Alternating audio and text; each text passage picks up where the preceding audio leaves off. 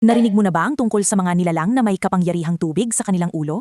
Ang Kappa ay isa sa pinakakilalang yokai o espirito sa mitolohiyang Hapones na hanggang ngayon ay nagtatakot sa mga tao. Ang mga kappa ay mga amphibian na nakatira sa mga ilog at lawa sa buong Japan. Sila ay may hitsura ng batang tao na may timbangang 25 kilo. Ang kanilang balat ay may kaliskis at kulay berde, dilaw o asul. Meron silang shell sa likod tulad ng pagong at mga kamay at paang may palikpik. Ang pinakadistingtibong katangian ng Kappa ay ang kanilang ulo na may sara o uka sa tuktok na naglalaman ng tubig. Ang tubig na ito ang pinagmumulan ng kanilang lakas.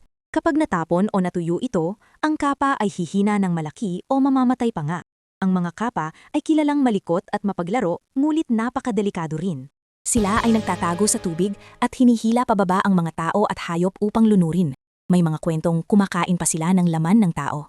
Mahilig sila sa pipino at makipagbuno ng sumo. Upang maiwasan ang Kappa, gumawa ng paggalang. Kapag yumuko ka sa kanila, yuyukurin sila pabalik na magdudulot ng pagkakabuhos ng tubig sa kanilang ulo. Maari mo ring bigyan ng pipino o tulungang punuin muli ang kanilang sara kung natapon ang tubig.